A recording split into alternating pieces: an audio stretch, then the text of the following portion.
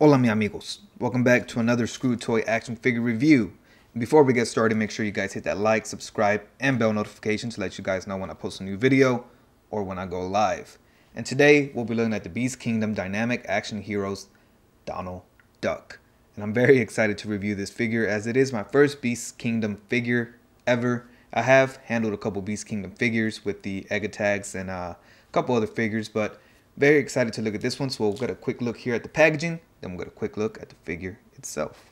Now getting a quick look at the packaging, I do enjoy it quite a bit. You get the name of the character, a very nice spot varnish picture of Donald Duck, get the number of the figure in the line, again the name of the character, the company, Disney right there, Beast Kingdom, Dynamic Action Heroes. On top you get Disney, Donald Duck.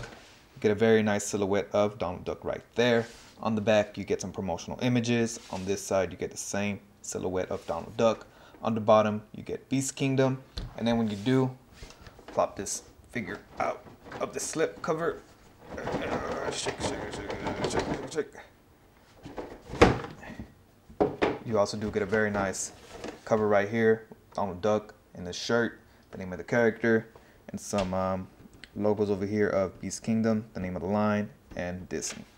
Now getting a quick look at all the accessories that Donald Duck does come with. He does come with an instruction manual to show you how to interchange the parts, the articulation setup, and it does come in two different languages, English, and then I believe this is Japanese, if I'm not mistaken.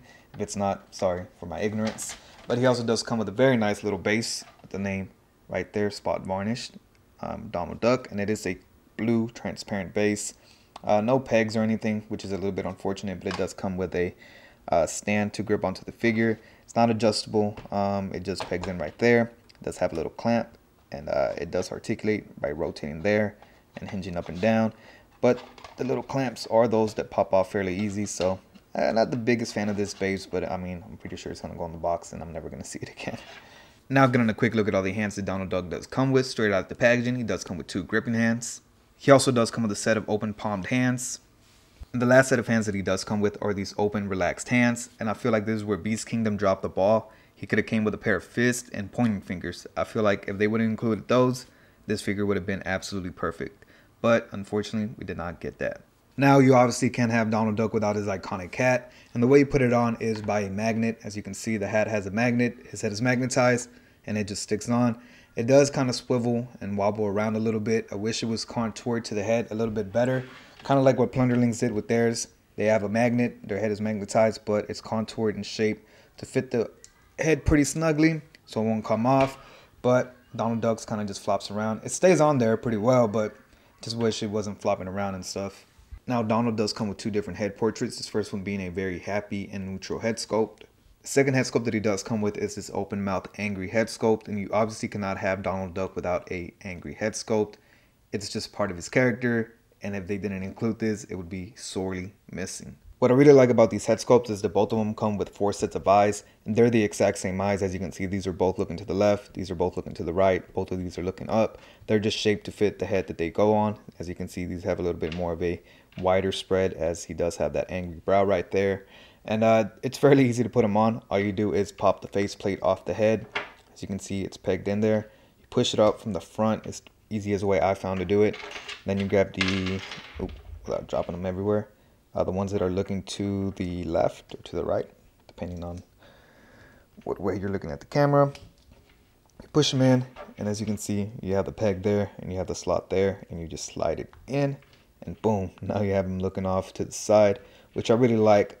Honestly, they could have gone the route where it has a little ball at the back where you can move the eyes around.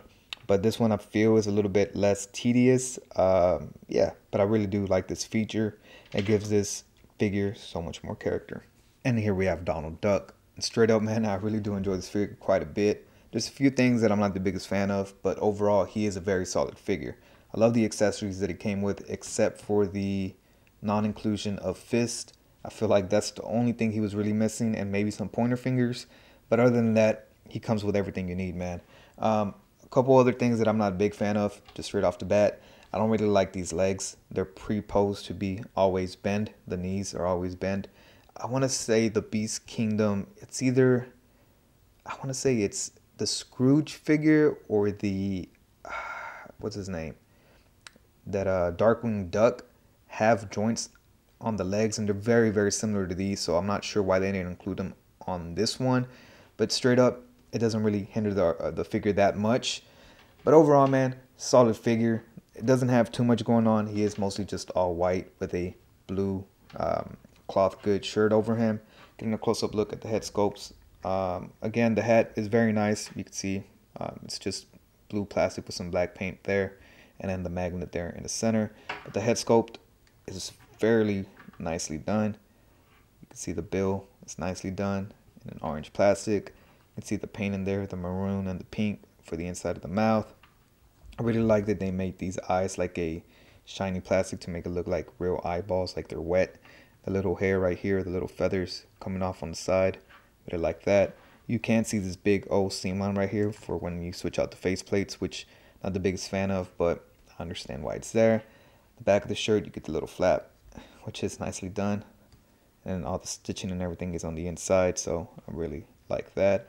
And then you get the yellow kind of printed on there, which is not the best, but will do. Even the material on the shirt is kind of thin, which I wish it was a little bit better, but as is, it's still pretty decent. You get the same stripe right here, nicely done. You can see some of it chipping on there and some of that thread kind of coming off, but I'll snip that later. And then this little bow tie right there. It's nicely done. I think it's just stitched on there. So that looks pretty well. And then the rest of the body is just a solid white. You can see it is two different types of plastic though. This one's a little bit more of a matte finish white. This one's a little bit more glossy, but it's underneath the shirt so you won't see it. And then the legs are just orange plastic. As you can see, the bottom, you can see the copyright of Disney. His little tail. So yeah, man, not much to this figure. Again, it is fairly nicely done. It's really more just of a display piece in my opinion. But yeah, again, pretty solid, nothing too crazy. Pretty much embodies Donald Duck to a, embodies Donald Duck in plastic form. So again, not too crazy, but nothing too disappointing either.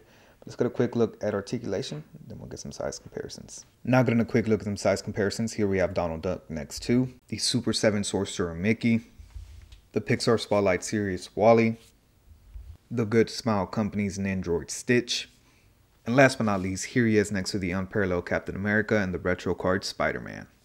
And there you have it, a very solid offering by Beast Kingdom.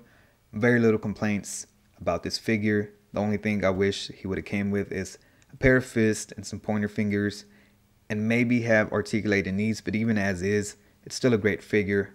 This figure is pretty straightforward, man. If you like Donald Duck and you want a good Donald Duck figure, this is the route to go. He is not 6-inch, so he is a little bit out of scale with the rest of my collection. He is 1/9 scale, but as is, man, he's still a solid figure. I really enjoy this figure quite a bit. The accessories are great, the articulation is great, and the soft goods I really do enjoy quite a bit.